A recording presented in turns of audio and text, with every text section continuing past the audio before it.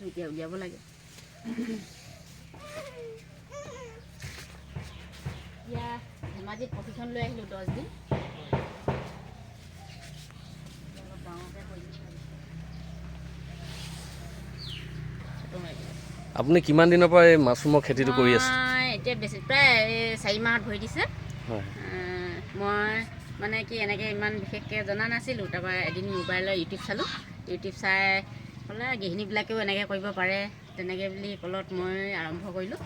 চেষ্টা কৰিছিলোঁ, কিন্তু প্ৰথম কোবত মই বহুত ধুনীয়া এটা লাভ পালোঁ।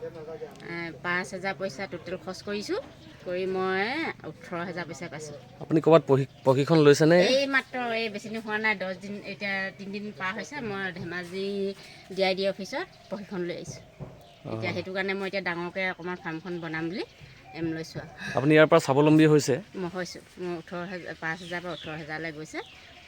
আৰু এতিয়া ডাঙৰকৈ বনাম বুলি ভাবিছোঁ ফাৰ্মখন। আপুনি কিমান দিনত ছিঙে এইটো? মই 25 দিনত ক্লিয়াৰ হয়, বগাকৈ ভেঁকুৰ উঠি ক্লিয়াৰ হয়। 27 দিনত ছিঙিব পৰা হৈ যায়। কিমান ওলায় এবাৰত?